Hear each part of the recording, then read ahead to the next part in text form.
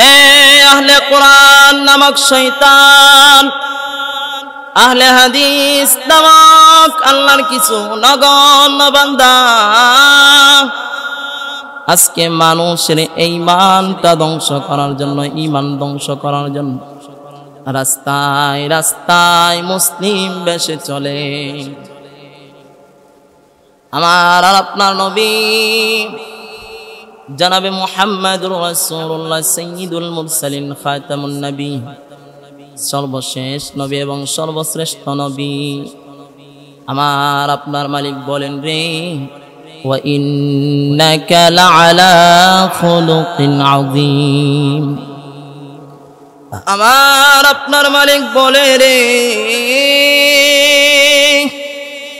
এই আসমানের নিচে জমিনের উপরে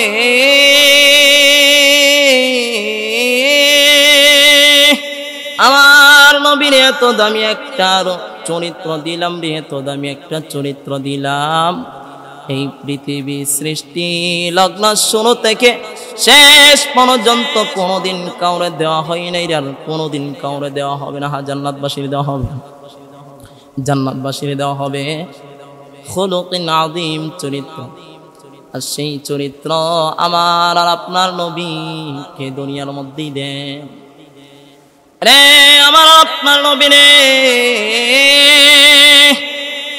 আমার আর আপনার মালিক আল্লাহ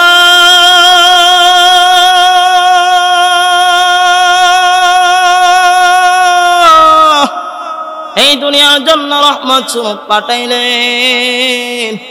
আল্লাহ কালামুল্লাহর মধ্যে ঘোষণা করে বলেন, ওমা আরসালনাকা ইল্লা রাহমাতাল লিল আলামিন।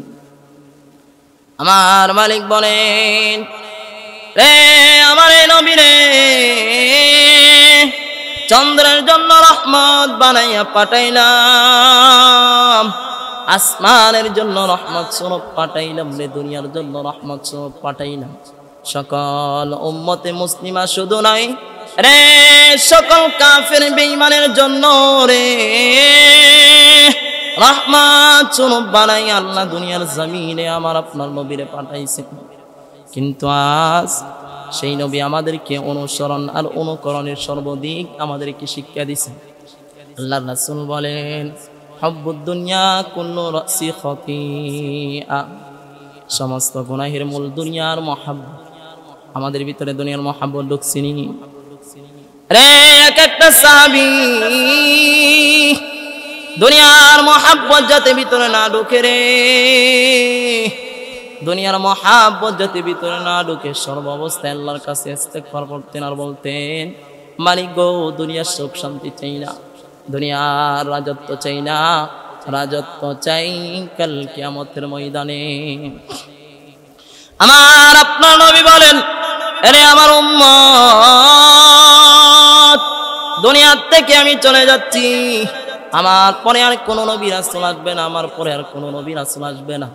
কিন্তু তোমরা শুনে রাখো, যতদিন এই দুনিয়ায় থাকবা, যতদিন এই দুনিয়ার উপর থাকবা, জান্নাত পাওয়ার জন্য, জাহান্নাম থেকে বাঁচার জন্য যা কিছু প্রয়োজন হয় রে সব করবা। এখন জান্নাত পাইতে হলে আমাদের কি করতে হবে রে? আমাদের এখন যদি জান্নাত পাইতে হয় তাহলে আমাদের একটাই অনুসরণ আর অনুকরণ করতে হবে।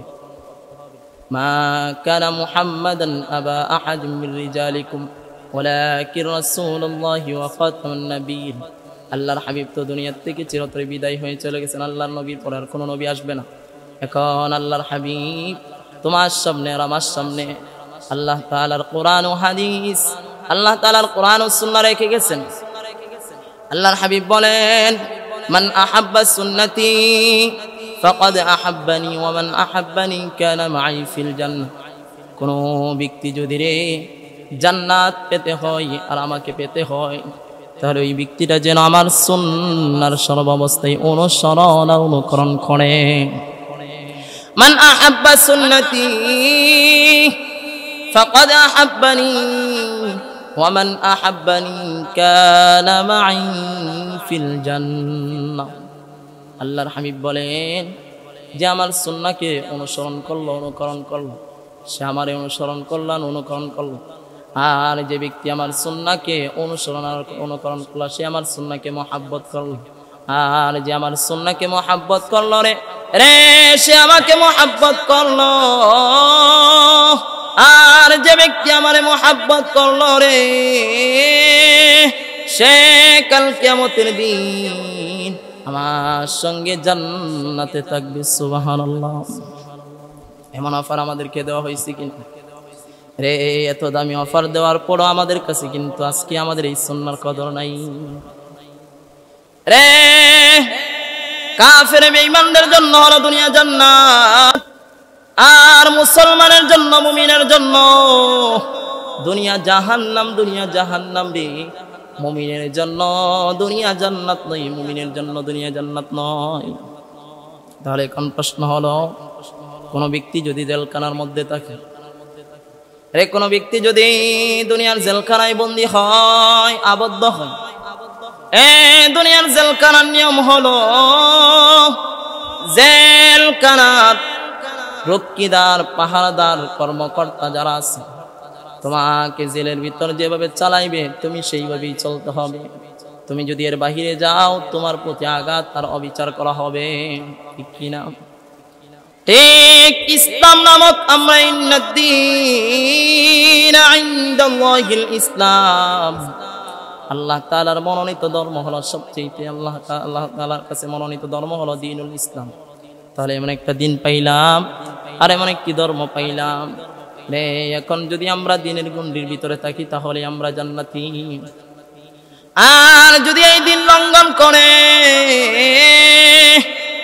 নিজেদের মন গড়া জীবন বাস্তবায়ন করি রে, তাহলে দুনিয়াও বরবাদ, আখিরাতও বরবাদ। তাহলে এখন প্রশ্ন হলো, দুনিয়ার মধ্যে আমরা কিভাবে চলবো?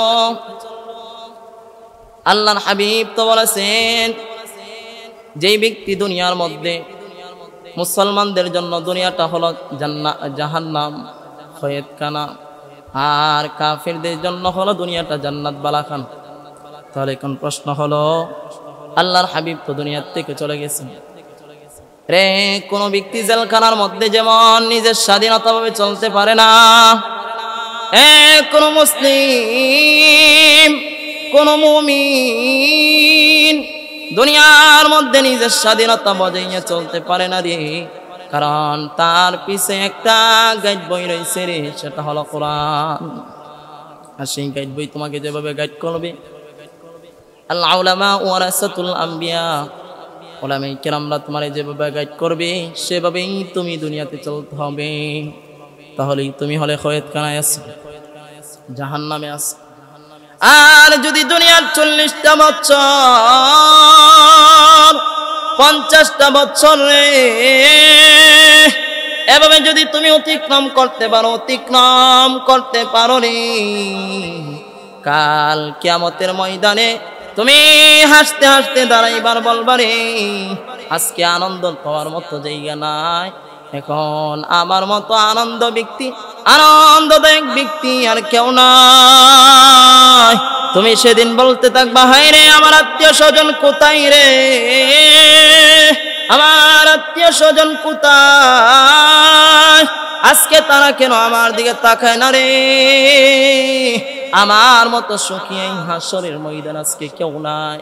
সেদিন তুমি লাফাইতে থাকবা, বলতে থাকবা, আফসোস দুনিয়ার মধ্যে যদি রে আর অনেক আমল করতাম, ইসলামী বিধিবিধান আমরা যা শিক্ষা দিল রে তা যদি মানতাম, তাহলে আমি আরো কতই না সফল কাম হতাম।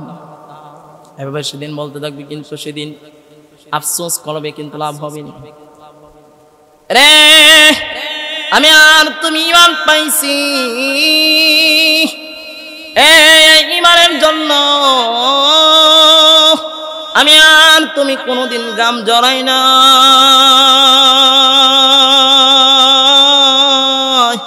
আমি আর তুমি কোনোদিন রক্ত দেই নাই রে, রক্ত দেই নাই।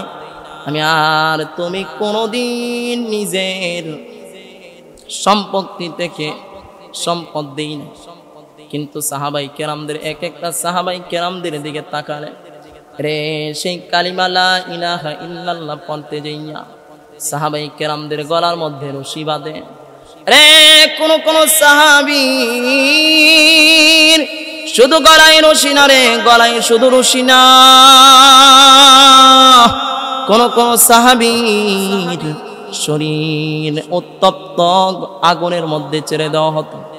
শুধু তা নয়, হযরত বেলাল, কালো বেলাল, রে অপরাধ শুধু একটাই ছিল, অন্য কোনো অপরাধ নাই। বেলাল শুধু ঈমান আনার অপরাধে রে বেলালের উপর নির্মম ভাবে অত্যাচারের জুলুম,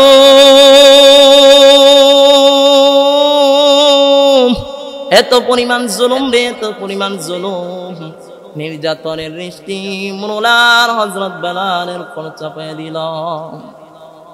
হযরত বেলাল রে বেঈমান গুলা রাইকা রাইকা বলে, রে বেলাল ঈমানটা ছেড়ে দাও, ঈমানটা ছেড়ে দাও, যদি ঈমান ছেড়ে দাও দুনিয়ার যা চাইবা তা তোমাকে দেওয়া হবে। হযরত বেলাল রাদিয়াল্লাহু তাআলা আনহু তখন বলে, আহাদ আহাদ আহাদ। রে হযরত বেলাল রাদিয়াল্লাহু তাআলা আনহুকে যখন এভাবে বলতে লাগলো, বেলাল কিন্তু ঈমান ছাড়েন, তখন বেঈমান গুলা রাগান্বিত হয়ে গেল।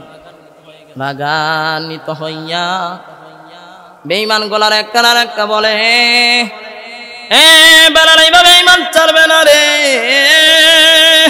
কারণ বেলাল একবার মুহাম্মদের কালিমা যে ব্যক্তি গ্রহণ করে রে, সে এমনিতেই ঈমান ছাড়ে না, সে এমনিতেই কালিমা ছাড়ে না, এমনি হবে না। বেলালের গলার মধ্যে রশি লাগা। হযরত বেলালের গলার মধ্যে রশি লাগানো হলো। হযরত বেলাল রাদিয়াল্লাহু তাআলা আনহুকে রশি লাগাইয়া পাহাড়ের উঁচু নিচু টিলায় বেলালে গইয়া টানা হেঁচড়া করে। গোড়ার পায়ের মধ্যে রশি লাগাইয়া হযরত বেলাল রাদিয়াল্লাহু তাআলা আনহু গলার মধ্যে রশি লাগাইয়া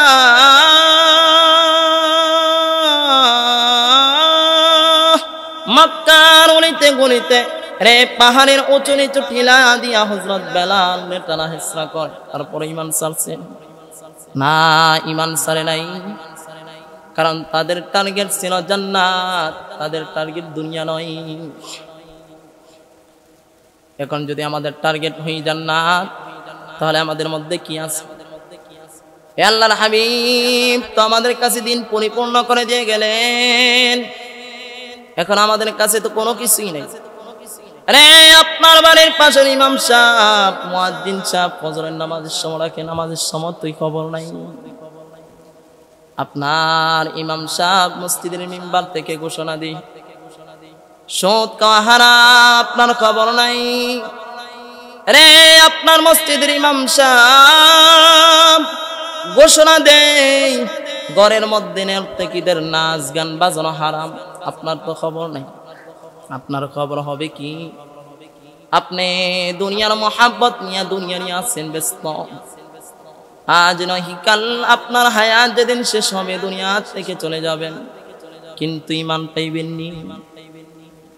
আমার আর তোমার মালিকের কাছে ঈমানের সবচেয়ে মূল্য রে।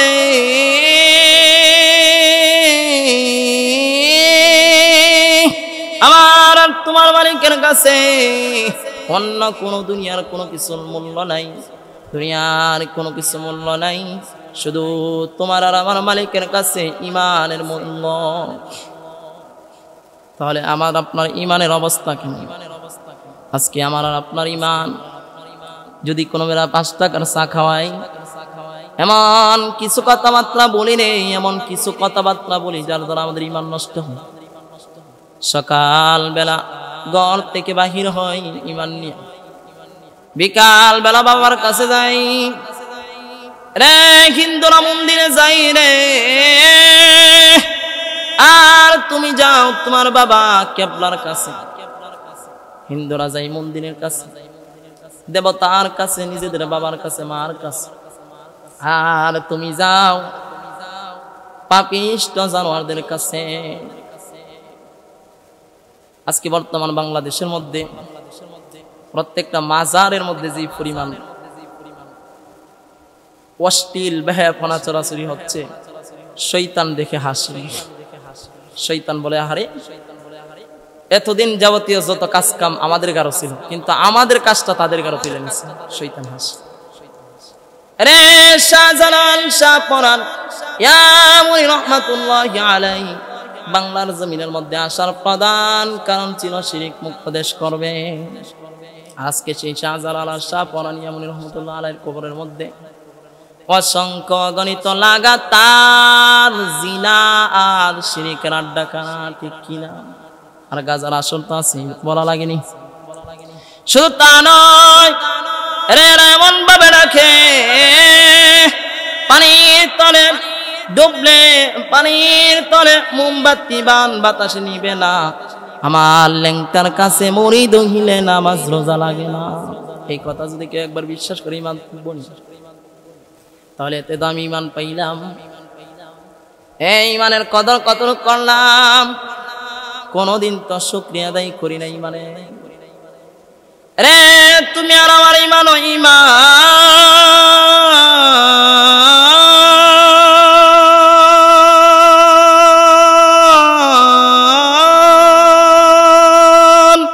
আর সাবিদের ইমান ও ইমান,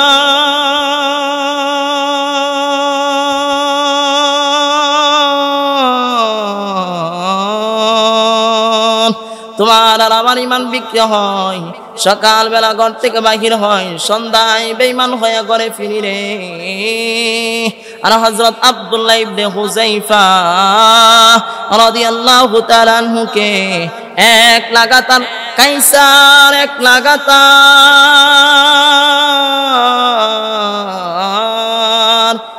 লাগাতার 40 দিন পর্যন্ত ঘরের মধ্যে বন্দি করলো। আর হযরত আব্দুল্লাহ রে বলে, আরে আব্দুল্লাহ,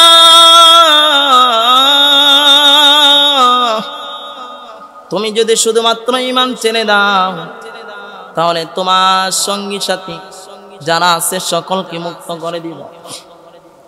হযরত আব্দুল্লাহ ইবনে হুযায়ফা রাদিয়াল্লাহু তাআলা আনহু বলেন, এ কাইসার, যদি দুনিয়ার রাজত্ব শুধু এই আরব বিশ্ব, আরব ভূমির রাজত্ব নয়, গোটা পৃথিবীর রাজত্ব যদি আমার ব্রাহ্মত্ব দেওয়া হয়, আর যদি বলা হয় রে ইমানটা ছেড়ে দাও, কোনদিন আমার পক্ষে সম্ভব নয়। কারণ আমার তোমার মালিকের কাছে সবচাইতে মূল্য ইমানের, সবচাইতে মূল্য ইমানের, ঠিক কিনা? হযরত কাইসার রাদিয়াল্লাহু তাআলা আনহুকে, হযরত আব্দুল্লাহ ইবনে হুযায়ফা রাদিয়াল্লাহু তাআলা আনহুকে কাইসার এভাবে যখন অফার করতে লাগলো, কিন্তু হযরত আব্দুল্লাহ রাদিয়াল্লাহু তাআলা আনহু এক বাক্যে নাকচ করে দেন। কাইসারের রাগান্বিত ওঠে কিনা? রে কাইসার, তোমার মত আমার মত কোনো ব্যক্তি নয় রে, সে ওই যুগের বাদশা। তখন হযরত আব্দুল্লাহ ইবনে হুযায়ফা রাদিয়াল্লাহু তাআলা আনহুকে বলে, রে আব্দুল্লাহ ইবনে হুযায়ফা, যদি ঈমান ছেড়ে দাও, তাহলে তুমি যা চাইবা তোমাকে তাই দেওয়া হবে। হযরত আব্দুল্লাহ রাদিয়াল্লাহু তাআলা আনহু বলেন, রে কাইসার, এ কাইসার, তুই শুধু বলতেছ আমাদের সঙ্গী সাথীদেরকে ছেড়ে দিব, শুধু তা নয়, দুনিয়ার অর্ধ রাজত্ব শুধু নয়, গোটা পৃথিবীর রাজত্ব হাতে তুই না দিল, তারপরে ঈমান ছাড়তে রাজি না। কাইসারের মেজাজ কিন্তু গরম হয়ে গেছে। কাইসার বলতে লাগে, এমনি হবে না। হযরত আব্দুল্লাহ ইবনে হুযায়ফা রাদিয়াল্লাহু তাআলা আনহুকে একটি কামরার মধ্যে বন্দী করে, আর বলা হয়, কর্মকর্তাদেরকে বলা হয়, রে এই আব্দুল্লাহ ইবনে হুযায়ফা রে কোনদিন খানা পানি দিবা না। 140 দিন পর্যন্ত এই আব্দুল্লাহ ইবনে হুযায়ফা রে খানা পানি দিবা না। কারণ এই আব্দুল্লাহ ইবনে হুযায়ফা সে আমার মুখের উপর তর্ক বিতর্ক করে। রে কাইসারের কথা শুনে আব্দুল্লাহ ইবনে হুযায়ফা রাদিয়াল্লাহু তাআলা আনহু মুস্কি মুস্কি হাসে রে। কাইসারের জিদ কিন্তু আরো বাড়ে। কাইসার তখন বলতে লাগলো, রে আব্দুল্লাহ ইবনে হুযাইফা, তুই কি ইমান ছাড়বি না? হযরত আব্দুল্লাহ ইবনে হুযাইফা হাসে আর বলে না। তখন কাইসারের জিদ এক পর্যায়ে বাড়তে লাগলো। তখন কাইসার হযরত আব্দুল্লাহ ইবনে হুযাইফারে বন্দী করল। বন্দী করার পর 40 দিন পর্যন্ত খানা পানি দিবে না, এমন কথা বলা হচ্ছে। একদিন চলে যায়, 2 দিন চলে যায়, খানা পানি কোনো কিছু দেওয়া হয়নি।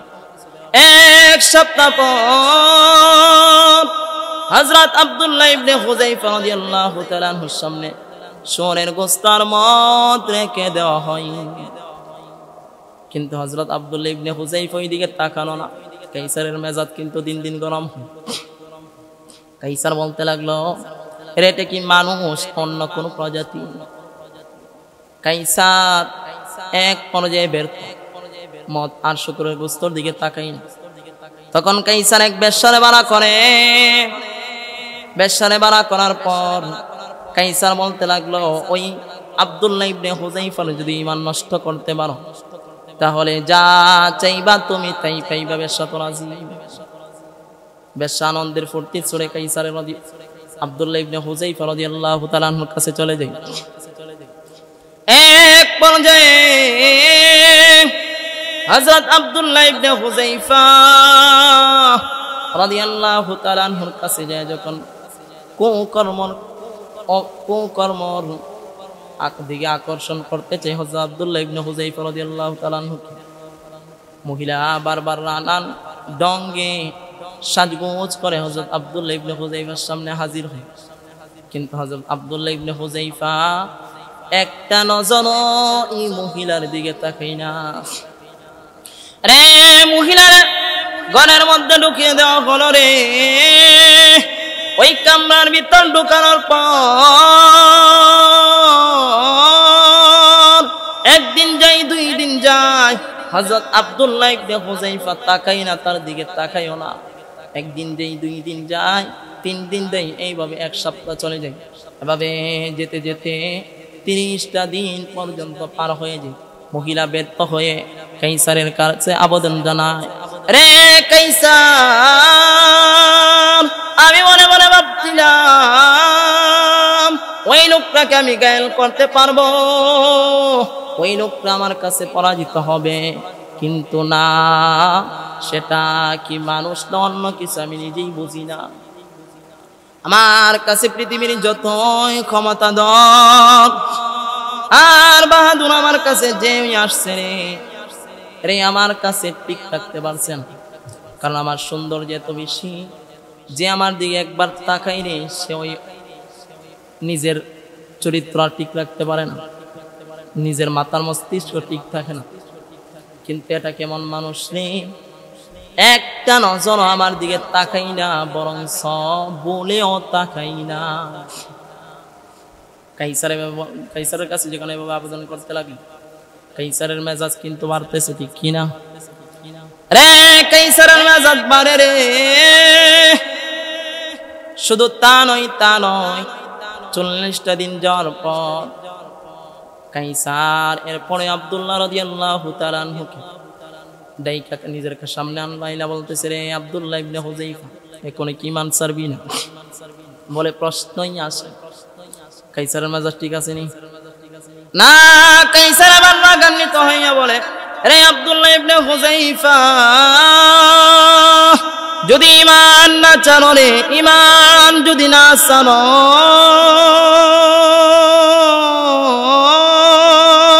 তাহলে তোমার সঙ্গী সাথী সহ তোমাকে সহ ফুটন্ত তেলের উপর ছেড়ে দেওয়া হবে, ভাজা করা হবে, ফ্রাই করে ফেলা হবে। হযরত আব্দুল্লাহ ইবনে হুযাইফা রাদিয়াল্লাহু তাআলা আনহু বলেন, যা ইচ্ছা করতে পারো, কিন্তু ঈমান দিতে পারবো না। কাইসারের মেজাজ তো গরম। কাইসার বারবার রাগান্বিত চোখে আব্দুল্লাহ ইবনে হুযাইফার দিকে তাকায়, তিনি মুচকি হাসেন। তাহার হাসি দেখা কাইসার কিন্তু ভিতরে ভিতরে শেষ। এতক্ষণ পর্যন্ত রাগান্বিত ছিল, এখন নিজের ইজ্জত কিভাবে হেফাজত করবে ওইদিকে টেনশন। কাইসার তখন বলতে লাগেন, আব্দুল্লাহ ইবনে হুযাইফা, এখনো যদি ঈমান না ছাড়ো, তোমার সাথী সঙ্গীদেরকে একটা একটা করে ধরে ধরে তেলের মধ্যে ফুটন্ত তেলে ছেড়ে দেওয়া হবে। হযরত আব্দুল্লাহ ইবনে হুযায়ফা মুস্কি মুস্কি হাসে আর বলে, রে কাইসার, যা ইচ্ছা তা তুমি করতে পারো, আমার প্রশ্নই আসে না। কাইসারের মেজাজ কিন্তু গরম হইতেছে। এক পর্যায়ে কাইসার আদেশ করে, রে আমার কর্মকর্তা শুন, এমনে হবে না, এমনে হবে না, তেল গরম কর। তেল গরম করতে লাগলো। তখন আব্দুল্লাহ ইবনে হুযায়ফার দিকে তাকায় বলেন, আব্দুল্লাহ ইবনে হুযায়ফা, এখনো কি ঈমান ছাড়বি না? আব্দুল্লাহ ইবনে হুযায়ফা রাদিয়াল্লাহু তাআলা আনহু বলে, প্রশ্নই আসে না। কাইসার তখন আব্দুল্লাহ ইবনে হুযায়ফা রাদিয়াল্লাহু তাআলা আনহুর সঙ্গে কয়েকজন সাহাবী ছিল যারা বন্দী হয়ে আব্দুল্লাহ ইবনে হুযায়ফা রাদিয়াল্লাহু তাআলা আনহুর সঙ্গে বন্দী হয়ে এই কাইসারের কাছে বন্দী হলেন। তখন এক একজনকে আব্দুল্লাহ ইবনে হুযায়ফার সামনে দিয়া দড়ি দিয়া বাইন্ধা আব্দুল্লাহ ইবনে হুযায়ফার সামনে দিয়ে না তেলের ডেগের সামনে আনছে। এক এক করে দুইজন তিনজন সাহাবীকে যখন সামনে আনা হয়, তখন বলা হয়, আব্দুল্লাহ, এখনো কি ঈমান ছাড়বি না? হযরত আব্দুল্লাহ ইবনে হুযায়ফা ডাক দিয়ে বলে, এরা কাইসার, আর তোরা কথা বলবো না, প্রশ্নে আসে না। কাইসার তখন বেগুনে জ্বলে উঠল, তেলে বেগুনে জ্বলে উঠল, একেবারে রাগান্বিত হয়ে গেল। তখন একজন সাহাবীরে দড়ি দিয়া বাইন্দা হাত পা বাইন্দা রে উত্তপ্ত তেলের মধ্যে ছেড়ে দেওয়া হলো। সঙ্গে সঙ্গে গোশত গুলা কষে পড়ে যাই, হাড্ডিটা উপরে ভেসে যায়। তখন ডাক দিয়ে বলে, রে আব্দুল্লাহ ইবনে হুযায়ফা, কোনো কি ঈমান ছাড়বি না? প্রশ্নে আসেন। এভাবে সামনে আব্দুল্লাহ ইবনে হুযায়ফার সামনে এক এক করে তিনটি সাহাবীর তেলের মধ্যে ফুটন্ত তেলে ছেড়ে দেওয়া হলো, কিন্তু ঈমান ছাড়ছে না। রে সাহাবীদের ঈমান ও ঈমান রে,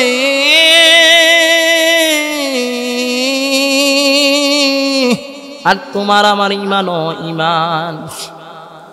তখন কাইসার তো নিজের সম্মান বাঁচাইতে পারি না, এতক্ষণ তো ক্ষমতা দেখাইছে, এখন ক্ষমতা গেল কই? হযরত আব্দুল্লাহ ইবনে হুযায়ফা রাদিয়াল্লাহু তাআলা আনহু অন্তরে বিন্দু পরিমাণ বই কিন্তু নেই নাই। কাইসার তখন তেলে বেগুনে জ্বলে উঠল। তখন মনে মনে ভাবলো, আহারে, এখন তো সব গেছে, যাবতীয় যত চেষ্টা করার সব করছে, এখন আমার ইজ্জত কেমনে বাঁচাবো? এখন সেই ইজ্জত নিয়ে চলতে লাগলো। তখন বলতে লাগলো, রে আব্দুল্লাহ ইবনে হুযায়ফা, একটা কাজ করো, তোমার সঙ্গী সাথী সকলকে ছেড়ে দেওয়া হবে, তোমাকেও ছেড়ে দেওয়া হবে, তুমি শুধু আমার মূর্তির কাছে একটা সিজদা করবা। হযরত আব্দুল্লাহ ইবনে হুযায়ফা বলে, প্রশ্নই আসে না। কাইসার বলতে লাগলো, তোমার কালিমা ছাড়তে হবে না, তুমি শুধু একটা সিজদা করবা আর চইলা যাইবা, কোনো দ্বিতীয় কোনো প্রশ্ন নাই। হযরত আব্দুল্লাহ ইবনে হুযায়ফা বলে, না, এটা প্রশ্নই আসে না।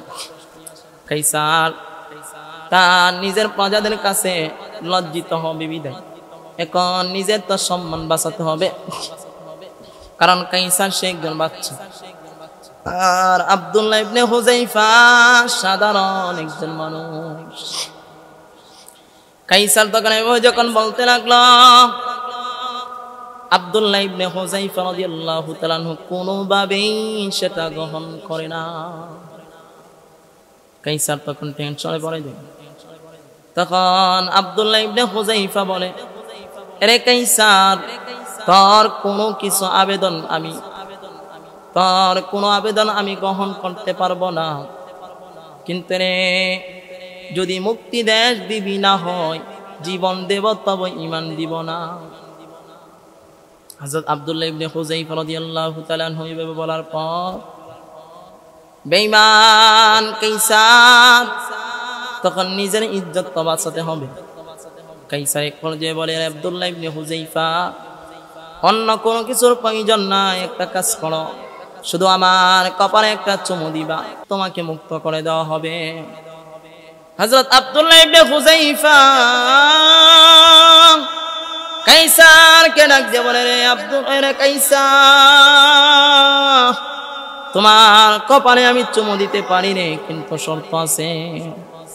কাইসার বলতে লাগলো, আরে এখানে আবার কিসের শর্ত? শুধু একটা চুমু দিবা, চইলা যাইবা? কিন্তু হযরত আব্দুল্লাহ ইবনে হুযাইফা বলে, না, এটা একটা শর্ত আছে, শর্তের উপর ডিপেন্ড করে তারপর তোমাকে চুমু দেওয়া হবে। কাইসার এক কথা শোনার পর সে আশ্চর্য হয়ে গেল, বলতে লাগলো, কি জানি বলে? বলে, তোমার কপালে আমি ডাইরেক্ট চুমু দিতে পারবো না, তুমি তোমার কপালের উপর হাতটা রাখো, তারপর একটা কাপড় রাখো, আর সেই কাপড়ের উপর আমি চুমা দেব। তখন কাইসার বলতে লাগলো, ঠিক আছে, কারণ কাইসারের তো ইজ্জত হেফাজত করতে হবে রে, কাইসারের তো ইজ্জত হেফাজত করতে হবে রে।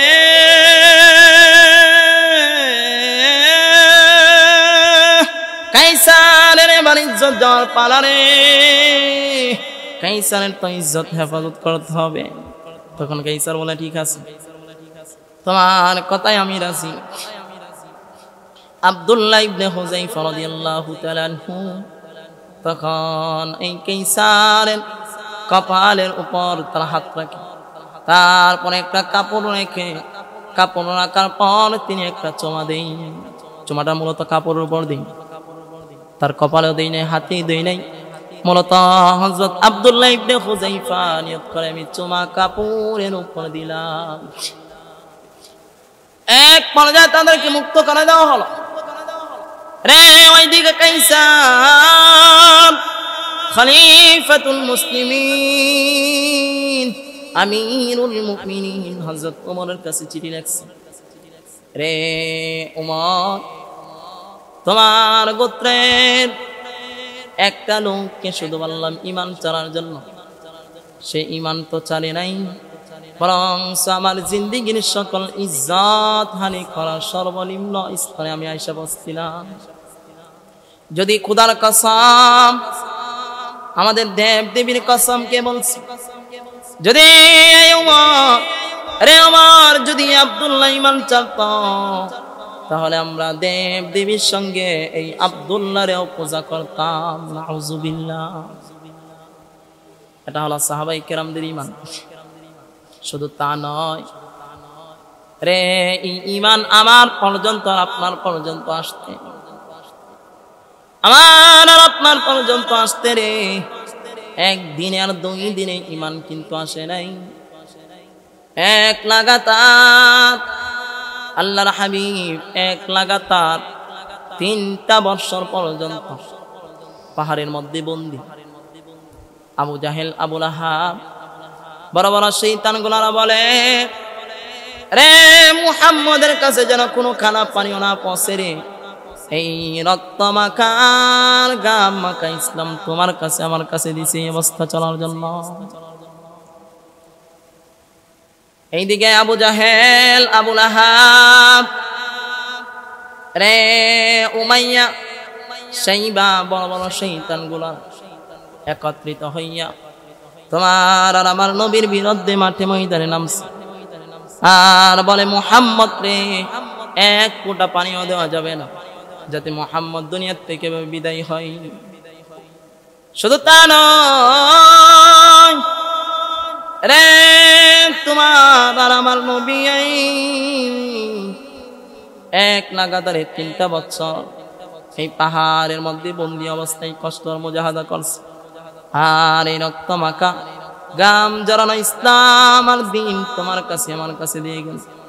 এই জন্যই দিয়ে গেছে, আজকে নিজেদের মতো মাস্তানি আর মন গড়া মতো জিন্দেগি করার জন্য দিয়ে গেছে না রে। তোমার হাবিব হতে পারে দুনিয়ার থেকে বিদায় হয়ে গেছে, কিন্তু আল উলামা ওয়ারাসাতুল আম্বিয়া, নবীদের ওয়ারিস এখনো কিন্তু দুনিয়াতে আছে, কি না রে? শুধু তা নয়, উলামায়ে কেরামদের কাছে তো আমরা কোনোদিন যাই নাই, বরং যদি কোনো উলামায়ে কেরাম আমাদেরকে ঈমানের প্রতিদিনের পথে যদি আমাদেরকে ডাকে, তাহলে আমরা বলি হুজুরলার কায়ার কোনো কাম নাই। মসজিদের কোনায় বসে বসে হুজুররা মনে যে সময় চাই সে সময় মন গড়া ফতোয়া দেই। হুজুরা কি মন গড়া ফতোয়া দেই নাকি? না হুজুর এমন করা ফতোয়া দেই নাই, কিন্তু তোমার আর আমার জন্য সর্ব অবস্থায় যিনি মেহনত করেন আর মুজাহাদা করেন, তোমাকে আমাকে জান্নাতে নেওয়ার জন্য সর্ব অবস্থায় যারা ফিকির করেন তারাই হলো উলামা, ঠিক কিনা? কিন্তু আজ বর্তমান বাংলাদেশে মানুষদের পরিস্থিতি দেখলে মনে হয় রে, তারা নিজেদের রং তামাচিয়ে তৈমেতে উঠছে, মনে হয় জান্নাতি তারা হয়ে যায়।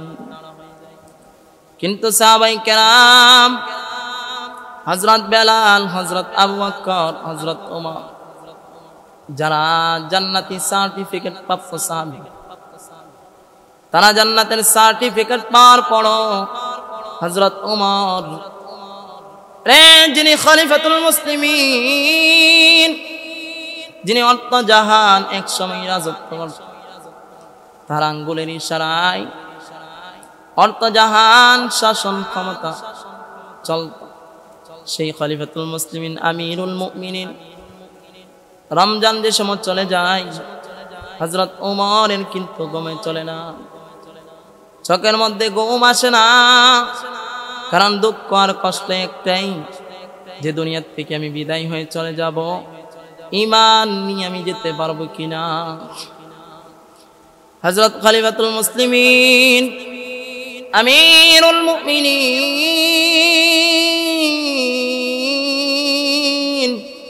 ঈদের রজনীতে কান্দে রে, ঘরের মধ্যে চিল্লা চেঁচামেচি করে কান্দে আর বলে, হাই রে রমজান মাস চলে যায়, কিন্তু কোনো গুনাহগার কোনো আমল নেক আমল করতে পারলাম না। এভাবে হযরত ওমর কাঁদে। শুধু তা নয় রে, এক একজন সাহাবীদের জীবনী টান দিলে রে, সাহাবায়ে কেরামদের জীবনী যদি এক একটা সাহাবীর জীবনী তুলে ধরা হয়, ঘন্টার পর ঘন্টা চলে যায়, চোখে দিয়ে কান্না আসে, পানি আসে, তারপর সাহাবায়ে কেরামদের জিন্দেগি শেষ হয় না। ঠিক এমন একজন সাহাবী হযরত খুবাইব রাদিয়াল্লাহু তাআলা আল্লাহর হাবিবের কাছ থেকে মক্কার বেঈমান গোলারা বলে বালে বুঝাইয়া আল্লাহর হাবিবের কাছ থেকে মুনাফিক বেশে মক্কার বেঈমান গোলারা চলে যায়, যাই বলে, নবী গো, আপনার একজন সাহাবীকে আমাদের কাছে প্রেরণ করেন, যেই সাহাবী আমাদেরকে কোরআন এবং দ্বীনি মাসলা মাসাইল আমাদেরকে জ্ঞান দিবেন, শিক্ষা দান করবেন। এভাবে যখন বলতে লাগলেন, আল্লাহর হাবিবের প্রিয় একজন সাহাবী হযরত খুবাইব রাদিয়াল্লাহু তাআলা আনহুকে মক্কা পাঠিয়ে দেন। রে হযরত খুবাইব রাদিয়াল্লাহু তাআলা আনহুকে মক্কার মধ্যে আনার পর হযরত খুবাইব রাদিয়াল্লাহু তাআলা আনহুকে সর্বাবস্থায় টর্চারিং আরম্ভ করে দেন। এক পর্যায়ে হযরত খুবাইব রাদিয়াল্লাহু তাআলা আনহুকে ডাক দিয়ে বলে, রে খুবাইব, তুমি ঈমানটা ছেড়ে দাও, ঈমানটা ছেড়ে দাও। যদি ঈমান ছেড়ে দাও তাহলে তোমাকে মুক্ত করে দেওয়া হবে, আজাদ করে দেওয়া হবে। কিন্তু হযরত খুবাইব রাদিয়াল্লাহু তাআলা আনহু ডাক দিয়ে বলে, রে ঈমান আনছি রে, কোনদিন ঈমান ছাড়তে পারবো না। বেঈমান গোলাদের মাথা তো খারাপ না রে। আবু জাহেল সহ বড় বড় বেঈমান গোলাদের প্রতিশোধ নেবে, খুবাইবকে হত্যা করে। তখন বড় বড় বেঈমান গোলারা, নিডার গোলারা ঘোষণা করে দেয়, মুহাম্মদের একজন সহচরকে হত্যা করা হবে ময়দানে। ঘোষণা পাওয়ার পর বেঈমান গোলারা চতুর্দিকে ছুটাছুটি করে আসতে লাগলো। এর সঙ্গে একজন সাহাবী, টাটকা যুবক রে, টাটকা যুবক রে, 10 থেকে 12 বছর বয়স। এমন সময় হযরত সাঈদ ইবনে আমির রাদিয়াল্লাহু তাআলা আনহুর কানের মধ্যে এই আওয়াজটা যখন পৌঁছল, তখন কিন্তু তিনি চিনতেন না যে খুবাইবকে আর মুহাম্মদকে। তিনি শুধু চিনতেন আর জানতেন একজন নবী হিসাবে দাবি করছে মুহাম্মদ, আর তার একজন সহচরকে আজকে হত্যা করা হবে। সকলে দেখতে যাচ্ছে তিনিও আনন্দের সহিত লাফাইতে লাফাইতে তাদের সঙ্গে দেখতে যায়। হযরত সাঈদ ইবনে আমের রাদিয়াল্লাহু তাআলা আনহু রে হযরত খুবাইবের মৃত্যু দেখতে যাবে রে। হযরত খুবাইব রাদিয়াল্লাহু তাআলা আনহু মৃত্যু দেখতে যাবে। এক পর্যায়ে সকল নেতারা এবং কুরাইশদের সকল গোত্রের মানুষগুলো যখন একত্রিত হলো, একত্রিত হওয়ার পর তাকাইয়া দেখে রে হযরত খুবাইব রাদিয়াল্লাহু তাআলা আনহুকে বলতে লাগে, রে খুবাইব, তুমি মুহাম্মাদের প্রতি ঈমান ছেড়ে দাও এবং তুমি নিজের জীবন নিয়ে তোমার ফ্যামিলি নিয়ে তুমি চলে যাও। হযরত খুবাইব রাদিয়াল্লাহু তাআলা আনহু একটাই আওয়াজ দেয়, জীবন যেতে পারে, ঈমান দিতে পারবো না। তখন বলতে লাগলো, রে খুবাইব, তোমার ঈমান ছাড়তে হবে না, তোমার মুখ দিয়া শুধু একবার মুহাম্মদকে একটা গালি দাও। যদি তুমি একটা গালি দাও রে, তোমাকে দুনিয়ার থেকে বিদায় করা হবে না, বরং তোমাকে মুক্ত করে দেওয়া হবে, আজাদ করে দেওয়া হবে। আর তুমি এই মক্কা নগরীর থেকে চলে যাওয়ার সমস্যা হবে না, বরং তোমাদেরকে আমরা নেতা হিসেবে গ্রহণ করব। হযরত খুবাইব রাদিয়াল্লাহু তাআলা আনহু বলে, রে শুধু আমার জীবন নয় রে, আমার ফ্যামিলি, আমার আত্মীয় স্বজনদের প্রত্যেকের জীবন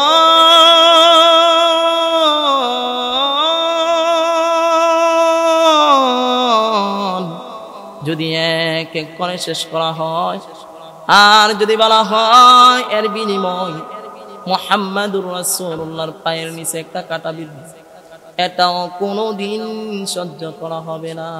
সুবহানাল্লাহ। সাহাবায়ে কেরামদের ঈমান এটা ছিল। আর আমাদের ঈমান সকাল বেলা ঘর থেকে বাহির হয়, সন্ধ্যা বেলা বেঈমান হয়ে ঘরে ফিরি, ঠিক কি না রে? রাস্তাত বাহির হওয়ার পর দেখা যায় ল্যাংটা আয়েশা বলতেছে, কোনো কিছু প্রয়োজন নাই, শুধু আমাকে বলবা, বাবা তুমি সব দেনেওয়ালা, তুমি গায়েব জাননেওয়ালা, আর কোনো কিছু প্রয়োজন নেই, যা চাইবা তোমাকে তাই দেওয়া হবে। দিতে পারেন, কিন্তু তোমার মতো আমার মতো অসংখ্য গণিত মানুষ এই ল্যাংটার কাছে যে ঈমানটা হারাই, মাজারের মধ্যে সেজদা দেয়, বাজারের মধ্যে সেজদা দেয়, ল্যাংটার পায়ের ধুলি পানি নিয়ে আসতে চাই। শুধু তা নয় রে, সকল মাজার গুলার মধ্যে আজকে প্রকাশ্যে কুফরি ও শিরকি কার্যকলাপ আরম্ভ হচ্ছে কিনা। শুধু তা নয় রে, হযরত আব্দু খুবাইব রাদিয়াল্লাহু তাআলা আনহুকে যখন তারা বলতে লাগলো, রে খুবাইব তাহলে কি মান চারবান, হযরত খুবাইব রাদিয়াল্লাহু তাআলা আনহু ডাক দিয়ে বলে, জীবনে সব দিতে পারি কিন্তু ঈমান দিব না। হযরত খুবাইব রাদিয়াল্লাহু তাআলা আনহু কে তারা বলতে লাগলো, ঈমান যখন দিবেই না তাহলে তোমাকে বলে দেওয়া হয়, এখন তোমাকে শরীয়ত চালানো হবে, আর তোমাকে একটি একটি অঙ্গ করে কেটে কেটে দুনিয়া থেকে তোমাকে বিদায় করা হবে। হযরত খুবাইব রাদিয়াল্লাহু তাআলা আনহুকে বলতে লাগে, রে তোমার জীবনের শেষ কোনো চাওয়া আছে কি? হযরত খুবাইব রাদিয়াল্লাহু তাআলা আনহু বলেন, আমার জীবনের শেষ চাওয়া পাওয়া শুধু একটাই, অন্য কোনো চাওয়া পাওয়া নাই, শুধু চাওয়া পাওয়া একটাই, আমি চাই মৃত্যুর পূর্বে 2 রাকাত নামাজ পড়তে,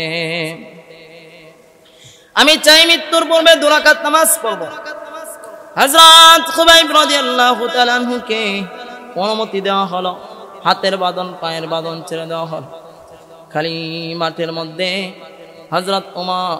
হযরত খুবাইব রাদিয়াল্লাহু তাআলা আনহু 2 রাকাত নামাজ আরম্ভ করে দিলেন। 2 রাকাত নামাজ পড়বেন।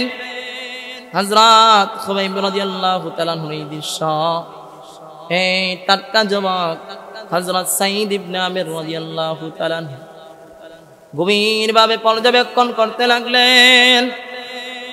হযরত সাঈদ ইবনে আমির তাকাইয়া দেখে রে হযরত খুবাইব রাদিয়াল্লাহু তাআলা আনহু খোলা ময়দানে যখন ছেড়ে দেওয়া হয়, কেমন যেন রে অন্যরকম আল্লাহর ইবাদত বন্দেগী করে। তখন হযরত খুবাইব রাদিয়াল্লাহু তাআলা আনহু বলতে লাগলেন, আরে এটা কেমন ইবাদত রে, এমন সুন্দর দৃশ্য তো আর জিন্দেগিতে কোনোদিন দেখি নাই।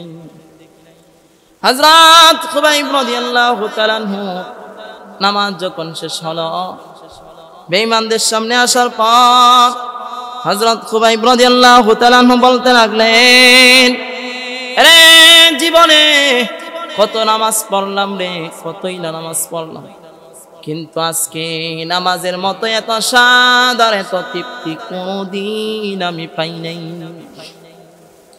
আমার মনের মধ্যে শুধু ভয় ছিল এটাই, আরে আমি যদি নামাজের মধ্যে দেরি করি রে,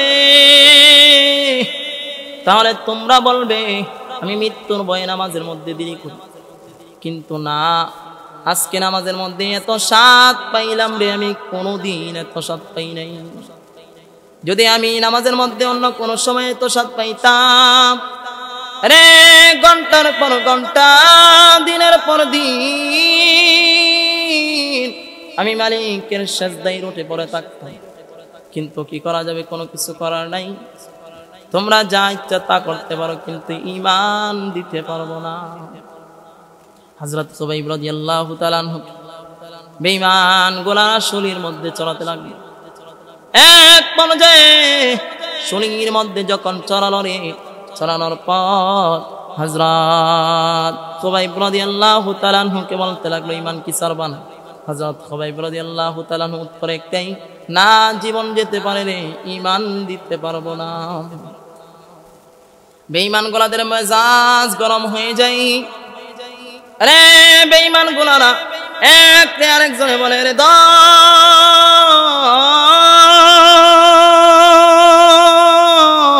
এরে মার রে, এরে ধর, এরে মার, এরে ধর, এরে মার, এভাবে বলে হযরত খুবাইব রাদিয়াল্লাহু তাআলা আনহুর উপর সকল বেঈমান গোলারা একত্রে ঝাঁপিয়ে পড়ে। কেউ বর্ষা মারতে লাগে, কেউ তীর মারতে লাগে, কেউ তরবারি দিয়ে আঘাত করতে লাগে, কেউ পাথর নিক্ষেপ করে, কেউ ঢিল মারে রে। এভাবে এক এক করে এক একভাবে এক একজন মারতে লাগলো।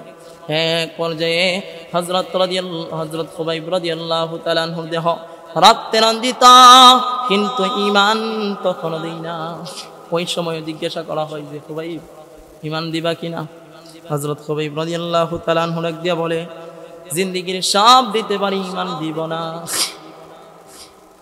হযরত খুবাইব রাদিয়াল্লাহু তাআলা আনহু, রে বেঈমান গুনারা,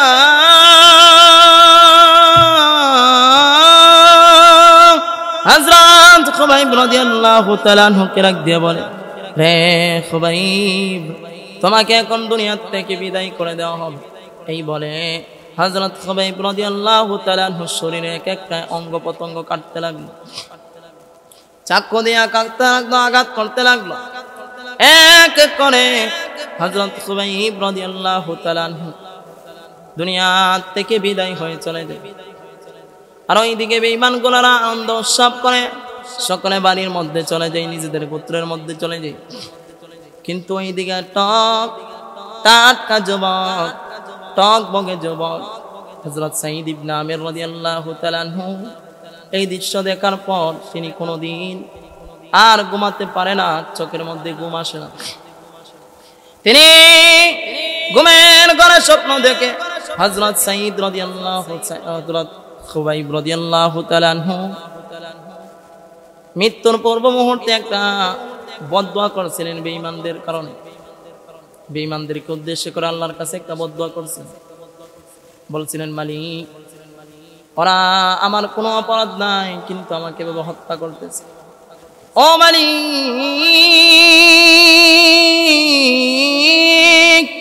তুমি প্রত্যেকটারে গনে গনে রাখো, আর কাল কিয়ামতের দিন একটা একটা করে ধরে ধরে তুমি বিচার করবে। এইভাবে একটা বদদোয়া করেছিলেন হযরত সাঈদ ইবনে আমির রাদিয়াল্লাহু তাআলা আনহু। তখন তাকায়া দেখে হযরত খুবাইব রাদিয়াল্লাহু তাআলা আনহু এই দৃশ্য দেখার পর সকল বেঈমানরা নিজেদের বাড়ির মধ্যে চলে যায়, আনন্দের সহিত উল্লাসের সহিত চলে যায়। কিন্তু এইদিকে হযরত সাঈদ ইবনে আমির রাদিয়াল্লাহু তাআলা আনহু চোখের মধ্যে ঘুম নাই। রে তিনি যখন দিনের বেলা হাঁটতেন স্মৃতির মধ্যে শুধু এটাই ভাসতেন, আরে আমি কেমন একটা মানুষ দেখি, আর এটা কেমন ধর্মের মানুষ রে, এত কিছু করার পর ঈমান ছাড়ে নাই। হযরত খুবাইব রাদিয়াল্লাহু তাআলা আনহু এই দৃশ্য দেখার পর হযরত সাঈদ ইবনে আমির রাদিয়াল্লাহু তাআলা আনহু দিলের রুদ্ধ দোয়ার আল্লাহ করে দেন। এক পর্যায়ে হযরত খুবাইব রাদিয়াল্লাহু সাঈদ ইবনে আমির রাদিয়াল্লাহু তাআলা আনহু বলতে লাগলেন, না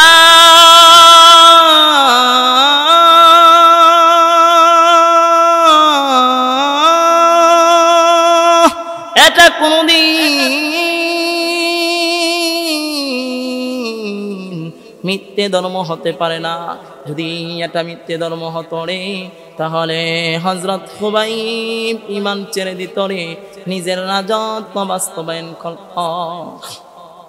হযরত সাঈদ ইবনে আমির রাদিয়াল্লাহু তাআলা আনহু তার থেকে দুইটা শিক্ষা গ্রহণ করেন। এক নাম্বার শিক্ষা গ্রহণ করেন, রে জীবনের আসল বাস্তবায়ন রূপ হলো রে আল্লাহর প্রতি ঈমান আনা, মুহাম্মাদুর রাসূলুল্লাহর প্রতি ঈমান আনা, এবং তিনি যা আদেশ করছেন তা বাস্তবায়ন করতে যাওয়া। যদি বাস্তবায়ন করতে হয়, যদি জীবন দিতে হয়, বাস্তবায়ন করতে যেয়ে যদি জীবন দিতে হয়, জীবন দিতে হবে। আর যদি বেঈমানদের তিরস্কার কোনোদিন গ্রহণ করা যাবে না।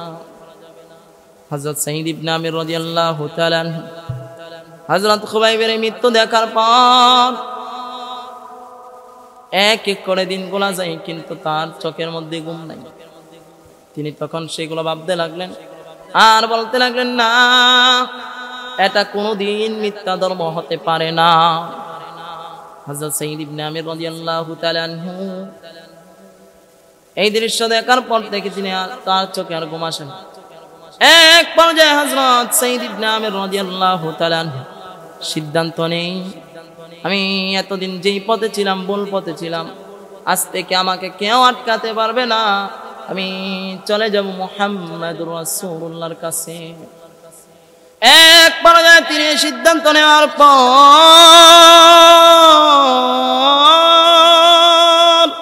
তিনি বেঈমানদের সামনে দাঁড়ায় গেলেন আর বলতে থাকলেন, না এটা কোনোদিন বাতিল ধর্ম হতে পারে না, আজ থেকে তোমরা বাতিল ধর্ম সেটাই হক ধর্ম, আর আমি মুহাম্মাদুর রাসূলুল্লাহর কাছে ছুটে চললাম। বেঈমান গোলারা যখন এই দৃশ্য দেখলেন তখন তারা বরদাস্ত করতে পারছিল না। এক পর্যায়ে তার উপরও জুলুম করতে লাগলো, তার উপরও জুলুম করতে লাগলো। এক পর্যায়ে জুলুম করে, কিন্তু তারা কি ঈমান ছেড়ে দিছে না। হযরত খুবাইব সাঈদ ইবনে আমির রাদিয়াল্লাহু তাআলা আনহু ঈমান ছাড়ে নাই, হাল ছাড়ে নাই। তিনিও চলতে লাগলেন মুহাম্মাদুর রাসূলুল্লাহর কাছে। তিনি এক পর্যায়ে মুহাম্মাদুর রাসূলুল্লাহর কাছে চলে যাই।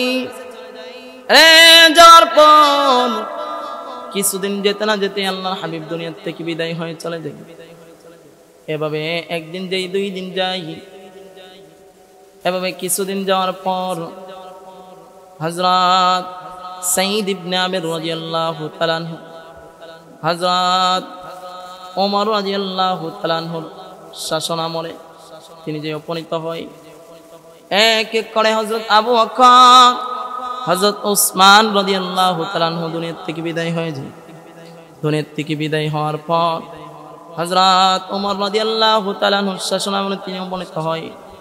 আর হযরত ওসমান রাদিয়াল্লাহু তাআলা আনহু হযরত ওমর রাদিয়াল্লাহু তাআলা আনহুকে তিনি প্রায়শই নসিহত করতেন আর বলতেন, রে ভাই ওমর, যা কিছু করো আল্লাহর কাছে তুমি সবচেয়ে গ্রহণযোগ্য থাকিও। আরে ভাই ওমর, আল্লাহ তোমাকে যা দিছে রে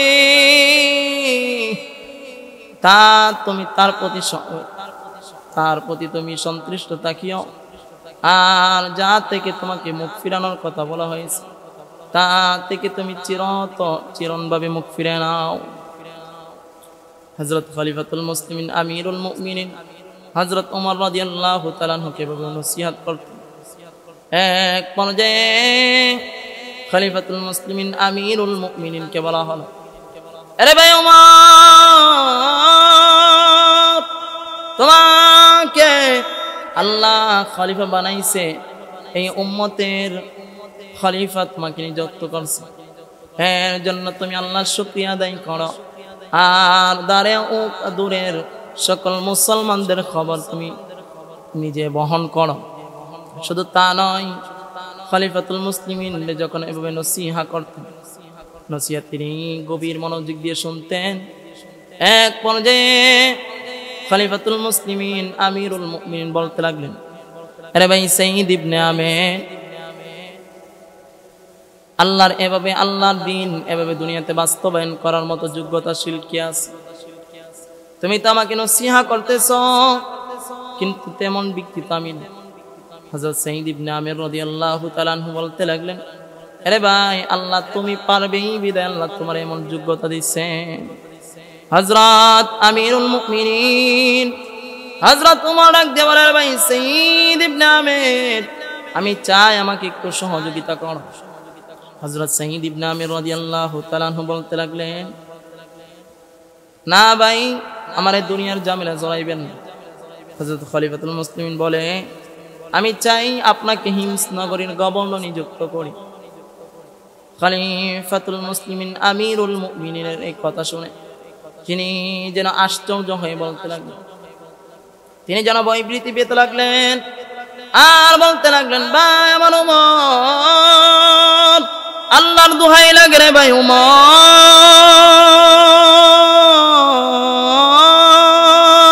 আমাকে দুনিয়ার যেই জামালা জ্বলাবেন না, দুনিয়ার যেই জামালায় আমাকে জ্বলাবেন না, কারণ দুনিয়ায় যেই জামালায় আমি চাই না পড়তে। খলিফাতুল মুসলিমিন আমিরুল মুমিনিন রাগান্বিত হয়ে বলতে লাগলেন, আরে সারা গুরু দায়িত্ব আমার উপর আমার গালে চাপিয়ে দিয়ে তোমরা চাও কি আমার থেকে মুক্ত হয়ে যেতে? আল্লাহর কসম, আমি তোমাদের কোনোদিন ছাড়ব না। হযরত খলিফাতুল মুসলিমিন আমিরুল মুমিনিন তখন হযরত সাইয়্যিদ ইবনে আমের রাদিয়াল্লাহু তাআলা আনহুকে হিমস নগরীর গভর্নর নিযুক্ত করেন। এক পর্যায়ে কিছুদিন যেতে না যেতেই হিমস নগরের থেকে একটি কাফেলা আছে ওমর রাদিয়াল্লাহু তাআলা আনহুর কাছে আসার পর ওই কাফেলাকে হযরত ওমর রাদিয়াল্লাহু তাআলা আনহু আদেশ করেন, রে তোমাদের গোত্রের মধ্যে, তোমাদের গ্রামগঞ্জ তিন সাহাবায়ে কেরামরা অসুস্থ, দরিদ্র, অসহায় ব্যক্তিরা আছে, তাদের একটা লিস্ট তৈরি করো। তখন হিমস নগরীর মানুষগুলো একটা লিস্ট তৈরি করতে লাগলো। এক দুইজন সাহাবীর পরই খলিফাতুল মুসলিমিন আমিরুল মুমিনিন তাকায়া দেখে রে হযরত সাইয়্যিদ ইবনে আমিরের নাম।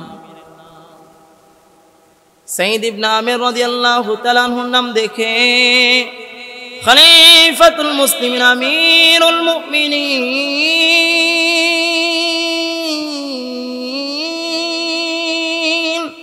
বলতে লাগলেন, রে এটা কার নাম রে, এটা কার নাম? হযরত আমিরুল মুমিনিন এভাবে যখন বলার পর হিমস নগরী মানুষগুলো বলতে লাগলো, রে এটা অন্য কোনো ব্যক্তি নয়, এটা অন্য কোনো লোক নয়, এটা আমাদের আমির সাইয়্যিদ ইবনে আমির রাদিয়াল্লাহু তাআলা আনহু। হযরত ওমর রাদিয়াল্লাহু তাআলা আনহু কিন্তু রে সত্য দিলেন মানুষ ছিল রে, কঠিন দিলেন মানুষ ছিল, এত সহজে তিনি কাঁদতেন না। তখন তার চক্ষু দিয়া টপ টপ করে পানিগুলো পড়তে লাগে। এক পর্যায়ে আমিরুল মুমিনিন বলতে লাগলো, তোমাদের আমির কি ফকির? তখন তারা বলতে লাগলো, হ্যাঁ আমাদের আমির ফকির, আমাদের ঘরের মধ্যে তো চুলা জ্বলে অনেক সময়। হযরত সাইয়্যিদ ইবনে আমির রাদিয়াল্লাহু তাআলা আনহুর ঘরে এই দৃশ্য দেখার পর খলিফাতুল মুসলিমিন সকলকে কিছু হাদিয়া তোফা দেন। তখন সঙ্গে করে হযরত সাইয়্যিদ ইবনে আমির রাদিয়াল্লাহু তাআলা আনহু জন্য 1000 দিরহাম পাঠিয়ে দেন। এই দিরহাম হযরত সাইদ ইবনে আমির রাদিয়াল্লাহু তাআলা আনহুর ঘরের মধ্যে পৌঁছার পর যখন সাহাবায়ে কেরামরা দিরহামগুলো তার হাতের মধ্যে নিয়ে দেন, হযরত সাইদ ইবনে আমির তাকাইয়া দেখে এখানে অনেকগুলো দিরহাম। তখন তিনি জোরে বলতে লাগলেন, ইন্না লিল্লাহি ওয়া ইন্না ইলাইহি রাজিউন। হযরত সাইদ ইবনে আমির রাদিয়াল্লাহু তাআলা আনহুর বিবি আশ্চর্য হয়ে বলতে লাগলেন, স্বামী আমার, কি হয়ে গেছে আপনার, কি হয়ে গেছে? কোন মুসলিম বাহিনী কি রণাঙ্গনে হেরে গেছে, নাকি আমিরুল মুমিনিন দুনিয়া থেকে বিদায় নিছে? তিনি তখন বলতে লাগলেন, এর চাইতে ভয়াবহ ঘটনা ঘটছে। হযরত সাইদ ইবনে আমির রাদিয়াল্লাহু তাআলা আনহু এই দৃশ্য দেখার পর হযরত সাইদ ইবনে আমির রাদিয়াল্লাহু তাআলা আনহুর স্ত্রী বলতে লাগলেন, রে তাহলে এই বিষয়ে আমাকে অবগত করেন। হযরত সাইদ ইবনে আমির রাদিয়াল্লাহু তাআলা আনহু বলতে লাগলেন, রে আমার স্ত্রী, আমার ঘরের মধ্যে দুনিয়ার মাল ঢুকছে, আর ওই মাল থেকে যতক্ষণ পর্যন্ত আমি পরিত্যক্ত না হব, আমি ওই মাল পরিত্যক্ত না করব, ততক্ষণ পর্যন্ত আমার দিলে শান্তি আসবে না। বিবি তখন বলতে লাগলেন, তাহলে কি করা যায়? তখন স্ত্রীর সঙ্গে পরামর্শ করে ওই মালগুলাকে কিছু ছোট ছোট পুটলা তৈরি করা হয়, আর সেই মালগুলাকে গরিব দুঃখীদের মাঝে বিলায় দেয়, কিন্তু তার ঘরে ঠিক মতো চলা চলে না। তিনি হন আমির। আজ বর্তমান বাংলাদেশে এই পরিস্থিতি আছে। তো রে আমাদের এমপি মন্ত্রীদের দিকে তাকাইলে মনে হয় রে বাবা সম্পদ পাইছে, দাদার সম্পদ পাইছে। রাস্তার মধ্যে যখন 1 কোটি টাকা বাজেট হয় রে, রাস্তা পর্যন্ত আসতে আসতে 10 লক্ষ টাকা আসা বসে না। মন্ত্রীর কাছে যখন প্রথম অবস্থা যখন মন্ত্রীর হাতে আসে, মন্ত্রী এখান থেকে একটা খাবলা দেয়, এই খাবলাতে যায় 50। আবার ওইখান থেকে যখন মন্ত্রীর হাতে এমপির হাতে আসে, এমপি এখান থেকে আবার একটা খাবলা দেয়, যায় আবার আসে 30। এই 30 থেকে আবার একটা খাবলা দেয়, এখান থেকে যাই 20। নেতা পাতি নেতা পর্যন্ত আসতে লাশ প্রান্তে 10 টিকে না। শিক্ষা বর্তমান বাংলাদেশ আর উন্নয়ন কিভাবে হবে, এটাই উন্নয়ন। কিন্তু সাহাবায়ে কেরামরা কেমন ছিল, দুনিয়ার মহাব্বত আমরা কেমন ঢোকাইছি। আমরা যার মহাব্বত ঢোকানোর প্রয়োজন ছিল ঈমান, সেই ঈমান আমাদের কাছে নাই। ঈমানের কদর আছে। আমরা স্লোগানে স্লোগানে মুসলিম আর ঈমানদার দাবি করি, কিন্তু কোনদিন ঈমান নিয়ে চর্চার মুযাকারার জন্য কোন আলেমের কাছে যাই নাই। হযরত সাইদ ইবনে আমির রাদিয়াল্লাহু তাআলা আনহু গরীব দুঃখীদের মাঝে মালগুলো বন্টন করে দেয়। কিছুদিন যেতে না যেতে খলিফাতুল মুসলিমিন আমিরুল মুমিনিন রে সিরিয়ার উদ্দেশ্যে ভ্রমণের উদ্দেশ্যে তিনি বের হলেন। প্রতি মধ্যে যখন হিমস নগরীর দিকে আসলেন, আসার পর হিমস নগরীর কিছু মানুষদেরকে রাস্তার মধ্যে পাইলেন। বাবার পর বলতে লাগলেন, তোমাদের আমিরের কি অবস্থা, তোমাদের আমির কেমন, তোমাদের আমিরের আচরণ কেমন? তখন তারা বলতে লাগলো, সবগুলা ভালো, কিন্তু তার 4টি বড় বড় দোষ রয়েছে, একটার থেকে একটি গুরুতর। রে খলিফাতুল মুসলিমিন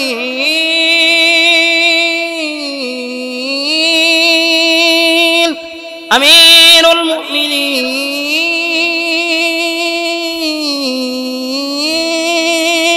হযরত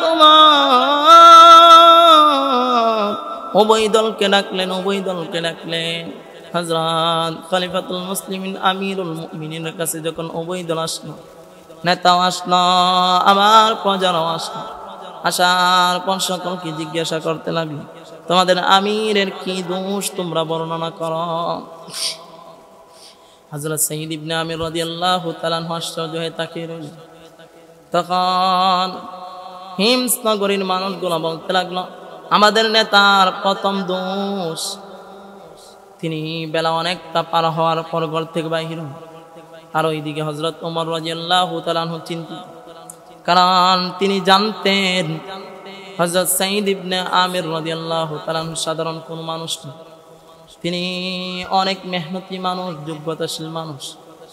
তখন তিনি আস্তাগফিরুল্লাহ বলতে লাগলেন, আর বলতে লাগলেন, মালিক, তার প্রতি আমার যে আস্থা আছে, আত্মবিশ্বাস আছে, সেটা তুমি নষ্ট করিও না। হযরত আমিরুল মুমিনিন যখন প্রশ্ন করতে লাগলেন, তোমাদের নেতার বিরুদ্ধে কি দোষ? তখন তারা বলতে লাগলো, আমাদের নেতা, আমাদের আমির হযরত সাঈদ ইবনে আমির রাদিয়াল্লাহু তাআলা বেলা অনেকটা হওয়ার পর ঘর থেকে বাহির। এভাবে এক এক করে 4টা দোষ বর্ণনা করতে লাগলো। হযরত সাঈদ ইবনে আমির রাদিয়াল্লাহু তাআলা কে জিজ্ঞাসা করে হযরত ওমর, আরে ভাই সাঈদ ইবনে আমির, তোমার বিরুদ্ধে যেই নালিশ আসলো সেটা কি ঠিক? হযরত সাঈদ ইবনে আমির বলতে লাগলেন, আরে ভাই ওমর,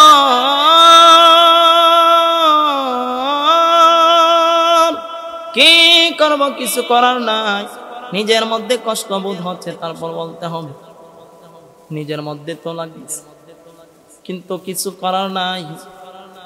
আপনার কাছে যখন নালিশ পেশ করছে, তাহলে তো বলতেই হবে। হযরত খলিফাতুল মুসলিমিন আমিরুল মুমিনিনের কাছে বলা হয়, হে আমাদের আমির, বেলা অনেকটা হওয়ার পর কেন ঘর থেকে বাহির হয়? আমার ঘরে কোনো কৃতদাস নাই, কোনো কামলা নাই, আমার ঘরের রুটি আমাকে তৈরি করতে হয়। আমার ঘরের রুটি আমাকে তৈরি করে, তারপর আমি উযু করে আমি দেশের উদ্দেশ্যে বাহির হই।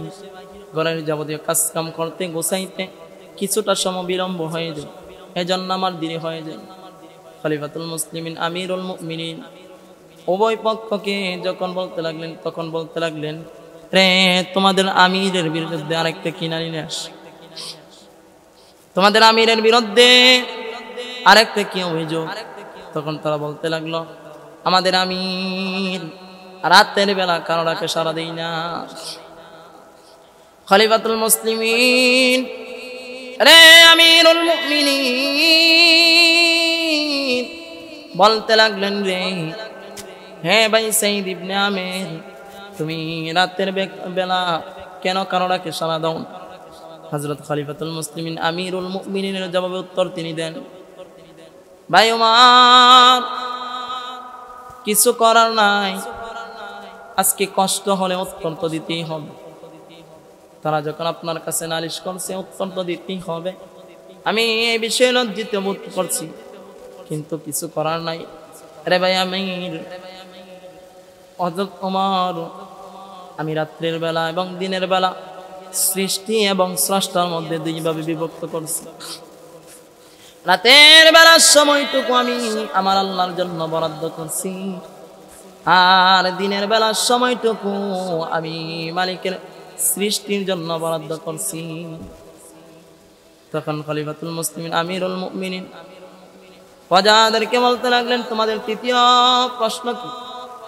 তার বিরুদ্ধে তৃতীয় নালিশ কি? তারা বলতে লাগলো, তৃতীয় নালিশ হলো, উনি প্রত্যেক মাসে অথবা সপ্তাহে একদিন ঘর থেকে বাহির হন, বাহির হলেও দেরি করে বাহির হন।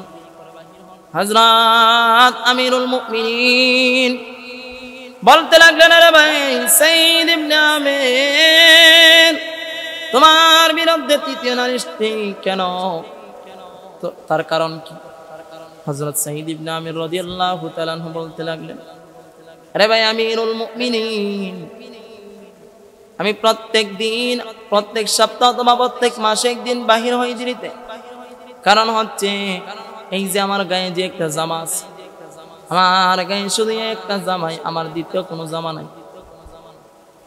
আমার প্রত্যেক মাসে অথবা সপ্তাহে একদিন এই জামাটাকে ধৌত করতে হয়, পরিষ্কার করতে হয়। সেজন্যই আমার দিনের বেলা বাহির হতে দেরি হয়ে যায়। কিন্তু এই জামা শুকানোর পর আমি দিনের শেষ অংশে আমি মানুষের খেদমত বাহির হই। খলিফাতুল মুসলিমিন আমিরুল মুমিনিন তখন বলতে লাগলেন, তোমাদের চতুর্থ অভিযোগ কি? হযরত সাঈদ ইবনে আমির রাদিয়াল্লাহু তাআলা আনহুর বিরুদ্ধে যখন অভিযোগ দিতে লাগলেন, হযরত খলিফাতুল মুসলিমিন আমিরুল মুমিনিন যখন বলতে লাগলেন তোমাদের চতুর্থ অভিযোগ কি, তখন তারা বলতে লাগলেন, আমাদের নেতা, আমাদের আমির মাসে একবার পাগলের মতো বেহুশ কেমন যেন হয়ে যায়। হযরত সাঈদ ইবনে আমির রাদিয়াল্লাহু তাআলা আনহু তিনি বলতে লাগলেন, রে ভাই